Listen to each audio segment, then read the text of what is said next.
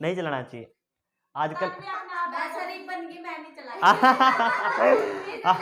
आजकल ना बहुत निब्बा निब्बी वही मिलते हैं इंस्टाग्राम पे, ठीक है। अब नहीं चलाती मैं। ठीक है ठीक है ठीक है ठीक है ठीक है, हाँ सही है, डिलीट कर दिया करो।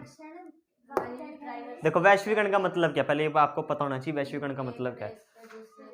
वैश्वीकरण का मतलब है एक देश की वस्तु जब दूसरे देश में बिकना शुरू हो जाए उसको वैश्वीकरण बोलते हैं। जब हमारी इंटरनेशनल क्या होती है पूरे वर्ल्ड की, और हमारी इंडियन, ठीक है, जैसे जब हमारी इंडियन मार्केट इंटरनेशनल मार्केट्स के लिए खुल जाती है उसको हम वैश्वीकरण बोलते हैं। कब? जब हमारी इंडियन मार्केट इंटरनेशनल मार्केट्स के लिए खुल जाती है कि आओ हमारे मार्केट्स में बेचो तुम सामान, वो वैश्वीकरण होता है, ठीक है। जैसे हमारी चाइना की बहुत सारी कंपनी आज हमारे भारत में आती है, कितना सारा सामान बिकता है हमारा चाइना से आता है सब कुछ। 90% चीज़ें आपकी मेड इन चाइना लिखी होती हैं। इस पे भी मेड इन चाइना लिखा हुआ, जहाँ भी चेक कर लेना, क्या पता एड आती है ना कोई, वहाँ लिखा हुआ made in China. Made in China, made in China. 95% चीज़ें आपकी चाइना में ही बनती है, भारत में नहीं बनती। तो ये क्या होता है, इसको वैश्वीकरण बोलते हैं। जब एक देश की वस्तु जब दूसरे देश में बिकना शुरू हो जाए उसको वैश्वीकरण बोलते हैं, ठीक है। अब वैश्वीकरण के फायदे भी नुकसान भी है, ठीक है। शुरू में पढ़ेंगे हम इसके, देखो वैश्वीकरण के 3 टॉपिक हमारे पास मेन है। एक तो है हमारा राजनीतिक टॉपिक, राजनीतिक प्रभाव क्या है, राजनीतिक प्रभाव, ठीक है। सांस्कृतिक प्रभाव,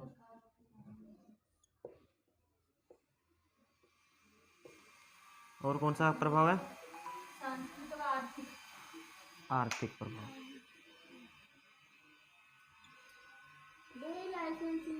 भैया देख रहा मोनू ने थैंक यू सो मच, तो इधर मैंने लिखा था ना पार्टी भी चाहिए तो जीभ निकाल के दिखा रहा है। क्या बोलते सोशियोलॉजी में थी क्या? लाइसेंस नहीं थी। हाँ है, पढ़ा था मैंने, सोशियोलॉजी में भी, सोशियोलॉजी में भी, हाँ सोशियोलॉजी में भी है। कब पढ़ा रहे थे? अच्छा, होता क्या है, देखो वैश्वीकरण हमारे एक देश की वस्तु जब दूसरे देश में बिकना शुरू हो जाए उसको बोलते हैं वैश्वीकरण। वैश्वीकरण कई बार हमारे लिए अच्छा भी है, कई बार हमारे लिए बुरा भी है। बुरा भी है अच्छा भी है, दोनों इम्पैक्ट पढ़ने हमें। एक और जो लास्ट में पढ़ना है हमें WSF पढ़ना है। क्या पढ़ना है? WSF, इसको बोलते हैं world social forum. World social forum, world social forum, ठीक है। वर्ल्ड सोशल फोरम है WSF, ये भी है, ठीक है। इसकी स्थापना आपकी 2001 में हुई थी। WSF की स्थापना 2001 में। अब वैश्वीकरण क्या, मैंने आपको बता दिया। वैश्वीकरण जब एक देश की वस्तु दूसरे देश में बिकना शुरू हो जाए उसको हम वैश्वीकरण बोलते हैं। आप बोलो, ठीक है। वैश्वीकरण हमारे देश में लागू होता है 1991 में। क्या होता है? 1991 में हमारे देश में लागू होता है। और जब ये हमारे देश में लागू होता है उस समय हमारे देश का जो वित्त मंत्री था वो था हमारा मनमोहन सिंह। हाँ जी, 1991 में लागू हुआ था, और उस समय जो हमारे देश का वित्त मंत्री था वो था मनमोहन सिंह। मनमोहन सिंह ने हमारे देश को बहुत बार ऐसी ऐसी जगहों से निकाला है जहाँ से कोई नहीं निकाल सकता था। सिर्फ एक यही थे जिन्होंने हमारे देश को कई बार ऐसी जगहों से निकाला है। एक बार तो क्या हुआ था, हमारे देश के पास 14 दिन के पैसे बचे थे। कितने?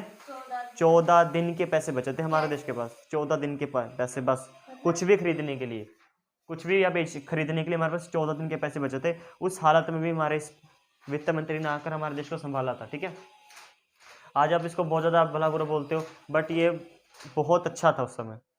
आज आप इसके बारे में पढ़ोगे, ये लो इन्होंने नाम ही पहली बार सुना, मनमोहन सिंह, ठीक है। मनमोहन,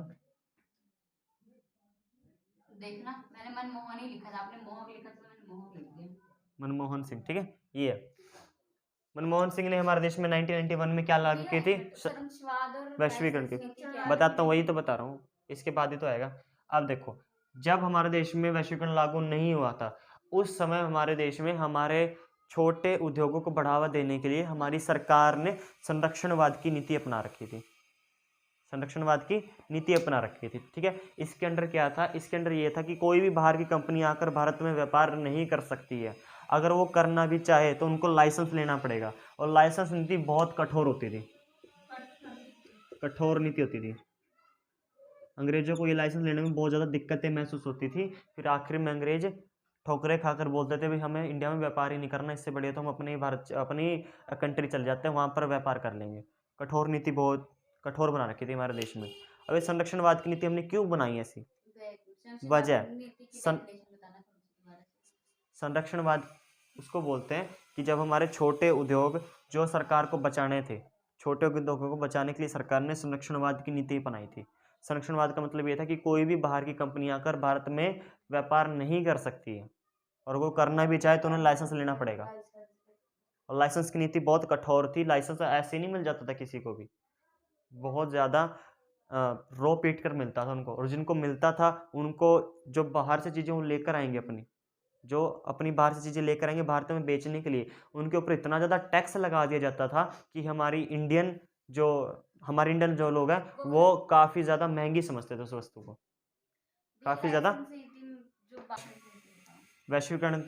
ठीक है, संरक्षणवाद की नीति क्या है? हमारे देश ने हमारे छोटे उद्योगों को बचाने के लिए यहाँ पर संरक्षणवाद की नीति लगा रखी थी। संरक्षणवाद में ये था कि कोई भी बाहर की कंपनी आकर हमारे देश में व्यापार नहीं कर सकती है, अगर वो करना भी चाहे तो उन्हें लाइसेंस लेना पड़ेगा, और लाइसेंस लेने के लिए नीति जो थी बहुत कठोर थी, ऐसे ही नहीं मिल जाता था लाइसेंस। और मान लो किसी को लाइसेंस मिल भी गया, कोई पहुंच लगा दिया, अभी मैं मतलब आपके इसका वित्त मंत्री का साला हूँ या जीजा हूँ, जो भी, अगर मान लो कोई भी पहुंच लगा कर उसने मान लो लाइसेंस ले भी लिया, तो जिस देश से वो सामान लेकर आ रहा है उस चीज़ पर इतना टैक्स लगा देता था हमारा भारत। मान लो फ्रांस का कोई बंदा हमारे यहाँ पर क्या लेना चाह रहा है, लाइसेंस लेना चाह रहा है, लाइसेंस ले भी लिया उसने, ठीक है, तो फ्रांस से चीज़ लेकर आएगा, यहाँ थोड़ी बनाएगा वो, फ्रांस से लेकर आएगा। जो फ्रांस से भारत में लेकर आएगा तो उस चीज़ पर हम इतना टैक्स लगा देते थे कि वो हमारे लिए इतना महंगा हो जाता था कि हम उसे खरीदना पसंद नहीं करते थे, हम हमारा ही खरीदना पसंद करते थे। हमारा बिक रहा मान लो 100 रुपये में, उनका अगर उन पर हम टैक्स ना लगाते तो उनका बिकता 70 रुपये में, तो किसका खरीदते हैं हमारे देश की जनता? 70 रुपये वाले का। अब हमने उनके ऊपर इतना ज़्यादा टैक्स लगा दिया है कि वो 120 का हो गया। अब हमारी जनता किसको खरीदेगी? फायदा किसको होगा? और अगर उनका बिकेगा तो उनको फायदा होगा। तो हमें हमारे देश को फायदा करना है ना, इसलिए हमने इतना ज़्यादा टैक्स लगा दिया था कि वो जिनका जो रेट था, उनका जो प्राइस था वो हाई हो जाता था, इसलिए जो हमारी जनता थी वो उसको खरीदना नहीं पसंद करती थी। ये थी आपकी लाइसेंस नीति, ये थी संरक्षणवाद की नीति। ठीक है, ये हमारे भारत ने लगा रखी थी। कुछ समय बाद जब ये हमने लगा के रखी तो हमारे देश में क्या क्या अकाल पड़ना शुरू हो गए, पैसों की अस्थिरता आ गई, जिसमें इंदिरा गांधी मरी थी ना, उस समय के बाद से, और उस समय से पहले भी क्या हो गया था, हमारे देश में एक अकाल टाइप सा पड़ गया था, हमारे पास पैसों की बहुत ज़्यादा तंगी आ गई थी, हमारी अर्थव्यवस्था चरमरा गई थी, खत्म हो गई थी हमारी अर्थव्यवस्था। तो उसको उठाने के लिए 1991 में हमने वैश्वीकरण अपनाया था। वैश्वीकरण का मतलब बताया था कि हमारी चीज़ें बाहर बिक सकती हैं और बाहर की चीज़ें हमारे भारत में बिक सकती हैं। इससे हमें क्या फ़ायदा होगा? अगर वैश्वीकरण हम लागू करते हैं, इससे हमें बेनिफिट क्या होगा? इससे हमें बेनिफिट ये होगा कि बाहर की कंपनी अगर हमारे भारत में आती हैं तो हमारे यहाँ पर फैक्ट्रीज खुलेंगी, बड़े बड़े उद्योग लगाए जाएंगे। जब बड़े बड़े उद्योग लगाए जाएंगे तो हमारे यहाँ के जो लोग हैं उनको क्या रोजगार मिलेगा, ठीक है, रोजगार मिलेगा तो हमारे देश का डेवलप होगा, उनके पास पैसे रहेंगे ना, फिर वो बेरोजगारी खत्म हो जाएगी। तीसरा पॉइंट, हमारे उद्योग लगेंगे जिससे हमारे देश में क्या होगा, औद्योगिकरण बढ़ेगा, तो उसके बाद क्या होगा, रोजगार मिलेगा, लोगों को रोजगार मिलना शुरू हो जाएगा, उसके बाद हमारा डेवलपमेंट होना शुरू हो जाएगा। थर्ड पॉइंट ये, ठीक है, ये इसी वजह से हमने क्या लगाया था, वैश्वीकरण लगाया था। और वैश्वीकरण लगाने के बाद भी क्या हुआ था, हमारे देश में बहुत ज़्यादा गड़बड़ हो गई थी। देश में वैश्वीकरण से औद्योगिकरण उठता है, उद्योग लगते हैं, हमारे देश में रोजगार बढ़ता है, ठीक है, हमारे देश में डेवलपमेंट बढ़ता है, बेरोजगारी कम होती है। 4-5 पॉइंट आपके वैश्वीकरण के, ठीक है, लिख लेना कि वैश्वीकरण जब हमारे देश में आता है तो हमारे देश में इंडस्ट्रियलाइज मतलब उद्योगीकरण बढ़ता है, हमारे देश में रोजगार कम मतलब बेरोजगारी की संख्या कम हो जाती है, हमारे देश में डेवलपमेंट बढ़ना शुरू हो जाता है, और क्या हो जाता है, हमारे देश में भुखमरी कम हो जाती है। जब पैसे होंगे हमारे पास, भुखमरी तो कम ही रहेगी ना। तो ये 4-5 पॉइंट होते हैं वैश्वीकरण के बाद। अब वैश्वीकरण के बहुत सारे नुकसान भी है हमारे, वैश्वीकरण के है तो, बट नुकसान भी तो है। नुकसान क्या है? जब वैश्वीकरण हमारे भारत में आया, इससे हमारे देश में छोटे छोटे जो उद्योग थे वो सारे नष्ट हो गए, बड़ी बड़ी कंपनी हमारे देश में आ गई, तो छोटे छोटे जो थे हमारे उद्योग वो समाप्त हो गए, ठीक है। हथकरघा जो हाथ से काम किए जाते थे वो नष्ट हो गए, उनकी जगह मशीनें आ गई बड़ी बड़ी।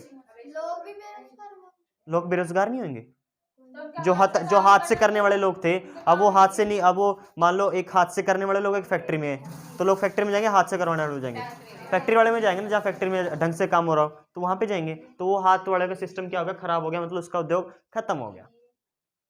अब वो देखना, अब जो आपकी पहले दरी बिजनेस, जो हमारा दरी का बिजनेस था बहुत बड़ा था, उस समय हाथ से बनाई जाती थी, दरी बनाने के लिए मशीनें आ गई, तो हम मशीनों वाला खरीदेंगे, हाथ वाला खरीदेंगे? बस मशीनों वाला खरीदेंगे। और मशीनें आने से एक एक समय पर 10-10 दरियां बननी शुरू होगी। पहले एक व्यक्ति एक दरी एक समय पर एक ही दरी बनाता था, अब मशीनें आ जाने से एक समय पर 10-10 दरियां बननी शुरू होगी। तो फायदा किस चीज का, मशीन का या हाथ का? मशीन का फायदा है। तो मशीन आने से हमारे देश में छोटे छोटे उद्योग समाप्त हो गए। ठीक है, पहला पॉइंट। तो लोग बेरोजगार हो गए, भुखमरी आ गई। ठीक है, और नुकसान क्या हमारे देश को? फैक्ट्रीज आने से हमारे देश में वायु प्रदूषण, जल प्रदूषण और ध्वनि प्रदूषण। जब फैक्ट्रीज की मशीन चलती है ना, बहुत बड़ी बड़ी, बहुत साउंड बहुत निकलता है उनका, तो ये सारे पोल्यूशन होते हैं हमारे देश में वैश्वीकरण के आने के बाद। ये नुकसान है, फायदे आपको बता चुका। नुकसान फायदे सेम ही तो उसमें होते हैं। अब राजनीतिक प्रभाव क्या है? राजनीतिक प्रभाव क्या है? देखो, जब हमारे देश में बड़ी बड़ी फैक्ट्रीज आई, दूसरे लोगों से कांटेक्ट में हो जाएंगे। क्या ये राजनीतिक सुना रहे हैं? सुनो, राजनीतिक प्रभाव में क्या है? देखो, पहले जो सरकार का काम था, पहले क्या था, सरकार हस्तक्षेप करती थी। पहले हम फायदे देख लेते हैं। राजनीतिक फायदा क्या? देखो, राजनीति, जब पॉलिटिक्स में टेक्नोलॉजी आ गई, वैश्वीकरण हमारे देश में टेक्नोलॉजी आई कि नहीं? लेटेस्ट फोन आ गया, लेटेस्ट टेक्नोलॉजी आ गई। ठीक है, लेटेस्ट हर एक चीज आ गई है, इतनी टेक्नोलॉजी आ गई। सरकार आज हमारे यहाँ पर बैठे बैठे हमारे बारे में सब कुछ बता देगी, सारा बायोडाटा। तो पहला पॉइंट तो है कि सरकार की टेक्नोलॉजी आने की वजह से लोगों के ऊपर पैनी नजर हो गई है सरकार की, पहले से ज्यादा हो गई है। अब पहले सरकार के पास इतनी टेक्नोलॉजी नहीं थी, जिससे वो लोगों के बारे में नहीं जानती थी। टेक्नोलॉजी आने के बाद सरकार के पास इतनी सारी टेक्नोलॉजी आ गई कि वो एक क्लिक पर आपका सारा बायोडाटा निकाल के रख देंगे आपके सामने। समझे आपको? टेक्नोलॉजी का ये फायदा है, पहली बात तो सरकार का। दूसरी बात, टेक्नोलॉजी आने की वजह से अब सरकार आपके ऊपर पहले से ज्यादा पैनी नजर रखे हुए है। पहले इतनी नजर नहीं रखे होते, आज जगह जगह कैमरे लगे हुए हैं, रिकॉर्डिंग कहीं और हो रही है। आपने देखा, वो आपका लाइसेंस, वो आपका चालान कट जाता है, सीधा घर पहुंच जाता है अपने आप ही। कैसे होता है? टेक्नोलॉजी। पहले लोगों को खड़ा, पहले हमें पुलिस वालों को खड़ा करना पड़ता था, उन्हें रिश्वत देनी पड़ती थी बचने के लिए। तो रिश्वत ना दे, इसका तोड़ निकाला सरकार ने टेक्नोलॉजी का। कैमरे लगा दिए, कैमरे ऑटोमेटिकली आपको क्या करेंगे, आपका नंबर क्या कर लेंगे, कैच कर लेंगे। नंबर कैच करती सीधा नंबर जाएगा वहां पर, जो वहां पर कंप्यूटर बैठा हो, कंप्यूटर वाला देखेगा आपके पास क्या नहीं था, हेलमेट नहीं था, चप्पल नहीं थी, क्या नहीं था, वो देखेगा। अगर उसको साफ दिख रहा है तो हेलमेट का चालान काट के सीधा आपके घर पे पहुंचा देगा। राजनीतिक प्रभाव ये है आपका दूसरा, कि अब सरकार आप पे बहुत ज्यादा पैनी नजर रखना शुरू कर रही है, पहले से ज्यादा। पहले इतनी नजर नहीं रखी होती थी, अब बहुत ज्यादा नजर हो गया है सरकार की आपके ऊपर। अब सरकार पहले से ज्यादा मजबूत हो गई है, पहले से ज्यादा क्या होगी, मजबूत हो गई है। ठीक है, ये आपके पॉइंट है राजनीतिक के। तो राजनीतिक प्रभाव ये है आपका, पहले से ज्यादा सरकार, पहले देखो, पहले सरकार क्या करती थी, इतना हस्तक्षेप नहीं करती थी उद्योगों में। पहले सरकार उद्योगों में हस्तक्षेप बहुत ज्यादा करती थी उस समय।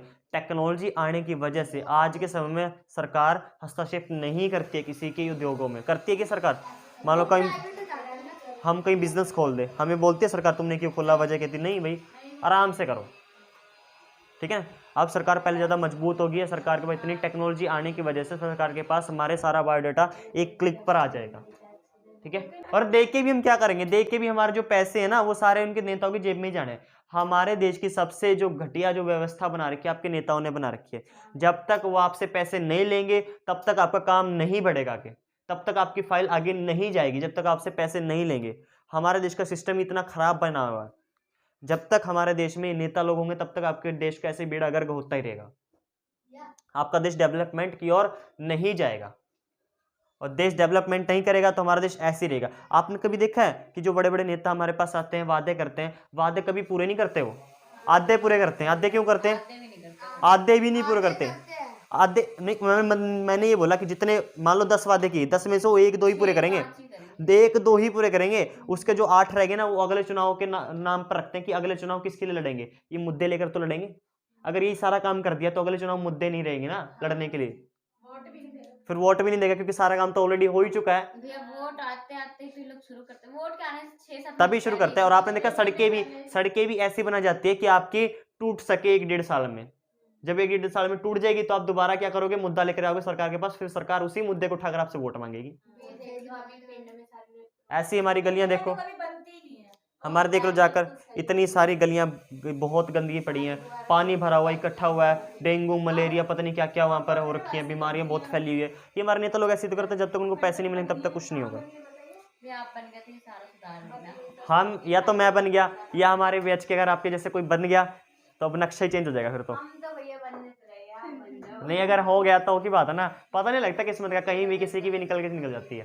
भी उसका गारंटी नहीं और आपका, बाकी इनमें से कोई नहीं लगता। नहीं, जिसका नहीं लगता ना वो कर जाता है काम, वो खेल जाता है, जिसका नहीं लगता ना वो सही खेल जाता है, और जिसका लगता है ना वो सही खेल नहीं पाता, वो ओवर कॉन्फिडेंस रहता है हमेशा।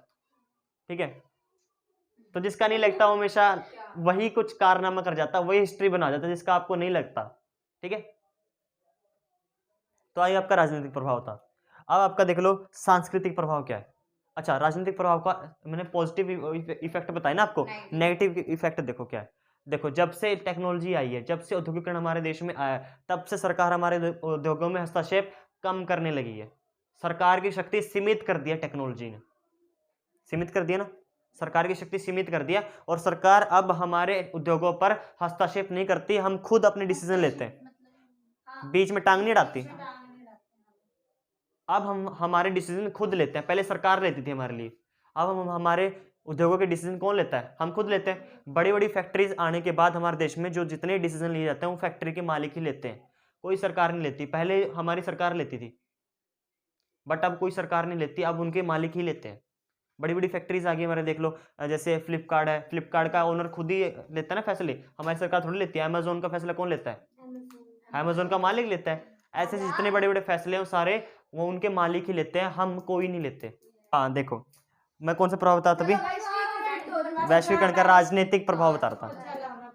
राजनीतिक प्रभाव था, राजनीतिक प्रभाव क्या इफेक्ट क्या है, देखो हमारे सरकार की शक्तियां कम हो गई है, पहले ज्यादा सरकार अब हस्तक्षेप नहीं कर सकती है। ठीक है, और अब सरकार जो है अपने डिसीजन खुद, फैक्ट्रीज सरकार नहीं, आज के समय में फैक्ट्रीज अपने डिसीजन खुद लेती है, कोई अदर या सरकार नहीं लेती, कोई अदर संस्था लेती है, फैक्ट्रीज के मालिक खुद लेते हैं आपके खुद डिसीजन। तो इससे क्या हो गया, आपकी सरकार की डिसीजन मेकिंग की जो डिसीजन वो निर्णय शक्ति कम कर दी गई है औद्योगिकरण की वजह से। टेक्नोलॉजी जब से आ गई है तो निर्णय शक्ति कम हो गई है सरकारों की भी। तो 4 पॉइंट है, निर्णय लेने की शक्ति कम हो गई है। हमारे उद्योगों के लिए निर्णय लेती ना पहले सरकार, वो निर्णय लेने की शक्ति सरकारों की कम हो गई है अब।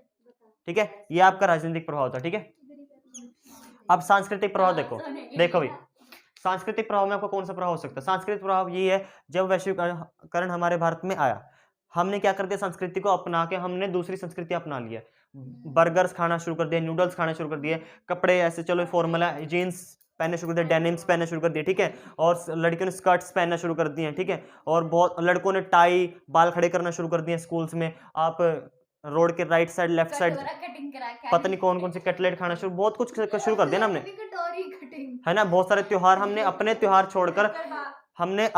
छोड़कर उनके त्योहार मनाने शुरू कर दिए। कौन सा वैलेंटाइंस डे हो गया, ठीक है, और आपका क्रिसमस डे हो गया, वो भी हमारा नहीं है, वो हमारी संस्कृति का नहीं है। हम अपनी संस्कृति को भूल कर दूसरी संस्कृति को अपना रहे। ये सारे पॉइंट आपके कौन से, सांस्कृतिक प्रभाव के वैश्वीकरण आने के बाद। ठीक है, सांस्कृतिक प्रभाव आने के बाद ये आप रुक जाओ। ठीक है, तो ये आपका सांस्कृतिक प्रभाव है। ठीक है, और आपका ये आपका था नेगेटिव प्रभाव। अब अच्छा प्रभाव कौन सा है, ये तो आपका नेगेटिव था, जो मैंने आपको बताया कि हमने दूसरों के रीति रिवाज अपना लिए, हमारी सभ्यता को हम भूलते जा रहे हैं, ये सब हमारे नेगेटिव प्रभाव थे। अब अच्छा प्रभाव कौन से, सकारात्मक प्रभाव कौन से, नकारात्मक पढ़ लिए, सकारात्मक में देख लो कौन। सकारात्मक में क्या हो गया कि हमें वैश्वीकरण आने के बाद हमें लोगों की नई नई संस्कृतियों के बारे में जानने का मौका मिला है, ठीक है। हमें भाषा, हमें नई नई लैंग्वेज सीखने का मौका मिला है। ठीक है, हमें बाहर जाकर लोगों की संस्कृतियाँ, उनकी सभ्यताओं के बारे में जानने का मौका मिला है। नए नए त्योहार हम अपनाने लगे हैं, जिससे हमारे देश में कल्चर बहुत ज़्यादा बढ़ गया है। ठीक है ना, ये सारा आपका सांस्कृतिक प्रभाव है, सकारात्मक प्रभाव है कि अच्छा हुआ है। ठीक है ना, आजकल हम बहुत डिसेंट वे में चलने लगे हैं, सूट बूट टाई पहनने शुरू कर दिए हैं। पहले हम कैसे रहते थे, धोती कुर्ता, है ना। आज हम ऐसे ऐसे काम करने लगे। हाँ रहती थी, हाँ रहती थी। ठीक है, कईयों की रहती है, कभी किसी किसी की रहती है। ठीक है, तो ये आपके सांस्कृतिक प्रभाव के सकारात्मक प्रभाव है कि आपको दूसरों की संस्कृति के बारे में जानने का मौका मिला है, उनसे मिलने घुलने मिलने का मौका मिला है। और क्या हो गया, जब वैश्वीकरण हमारे देश में आया तो क्या हुआ, हमें लोगों के बारे में और भी जानने का, उनके बारे में नॉलेज करने, इकट्ठा करने का भी मौका मिला। बाहर की बुक्स हमारे देश में आनी शुरू हो गई है, बाहर की बुक्स हमारे देश में आनी शुरू हो गई, बाहर के टीवी चैनल्स हमारे देश में आना शुरू हो गया, जाने का मौका भी मिला। बाहर जाने का मौका मिला, वहाँ पर जाकर रह भी सकते हैं, उनकी संस्कृति जान भी सकते हैं। ये सारे आपके क्या सकारात्मक प्रभाव है सांस्कृतिक प्रभाव के, ठीक है। खान पान हमारा चेंज हो गया है, बहुत सारा खान पान संस्कृति प्रभाव में आपका खान पान भी आता है, खान पान हमारा चेंज हो गया, अच्छा खान पान हो गया, अच्छा हो गया बुरा हो गया, वैसे बुरा हो गया हमारा, अच्छा तो नहीं हुआ, अच्छा नहीं हुआ, बुरा हो गया। नहीं भैया कुछ लोग नहीं भैया कोई लोग तो पुराना ही खाना खाते हैं, संस्कृति, हाँ बच्चे हैं वो सब खाते हैं। देखो संस्कृति में क्या आता है, मैं आपको बता दूं, आप खुद समझ लोगे संस्कृति में क्या आता है। संस्कृति में आपके कपड़े पहनने का तरीका आता है, आपके बोलचाल करने का तरीका आता है, आपके खाने का तरीका आता है, आपके कल्चर का तरीका आता है सांस्कृतिक प्रभाव के अंदर। फेस्टिवल्स के वगैरह आपके क्या आते हैं, आपके सांस्कृतिक प्रभाव के अंदर आते हैं। इससे हमें क्या हो गया, दूसरों के त्योहारों के बारे में जानने का भी मौका मिला है। चौथा पांचवा पॉइंट ये है, दूसरे के त्योहारों के बारे में भी जानने का मौका मिला है, उनकी सभ्यता के बारे में जानने का मौका मिला है, उनके कल्चर के बारे में जानने का मौका मिला है, ठीक है। उनके विचार हमने सुने, उनके विचार हमें सुनने का बहुत ज़्यादा मौका मिला है। ये सारे में क्या है, सांस्कृतिक प्रभाव है, ये आपके सकारात्मक प्रभाव है, ठीक है। फटाफट बोले फिर आधा भी लिख पाए वो बहुत है हमारे। वीडियो देख लेना। सांस्कृतिक प्रभाव ये है आपका। अब आपका जो है आर्थिक प्रभाव क्या है, सांस्कृतिक प्रभाव नेगेटिव बता दिए, सकारात्मक दोनों बता दिए। आर्थिक प्रभाव क्या है आपका, आर्थिक प्रभाव आपका ये है कि जब वैश्वीकरण हमारे देश में आया, उससे हमारी अर्थव्यवस्था कैसे ठीक हुई है। बाहर की कंपनी हमारे देश में आना शुरू हो गई है, बाहर की बड़ी बड़ी कंपनी हमारे देश में आ गई है, ठीक है। रोजगार मिला हमारे देश में औद्योगिकरण बढ़ा है, औद्योगिकरण बढ़ा है, और हमारी विदेशी मुद्रा एक्सचेंज होना शुरू हो गई है, एक्सचेंज होना शुरू हो गया। हमारे देश का व्यक्ति बाहर देश में काम करने लगा और वो वहां से कमाकर अपने देश में पैसे भेजने लगा, जिससे हमारे देश में विदेशी मुद्रा का भंडार हो गया है, विदेशी मुद्रा का हमारे पास भंडार बड़ा भरा पड़ा है, ठीक है। और हमारे देश के लोग जिनके पास पैसे थे, उन्होंने बाहर की कंपनियों को खरीद लिया, बड़ी बड़ी बाहर की कंपनियों को खरीद लिया, और बाहर की कंपनियों ने हमारे देश की बड़ी बड़ी कंपनियों को खरीद लिया, जिससे हमारे देश में बड़े स्तर पर औद्योगिकरण बढ़ रहा है। हमारा देश विकास की स्थिति पर है, मतलब विकास की ओर अग्रसर है हमारा देश अभी, ठीक है। ये आपके आर्थिक प्रभाव। अब आर्थिक प्रभाव के सकारात्मक प्रभाव पढ़ लिए, नकारात्मक प्रभाव क्या हो सकते हैं।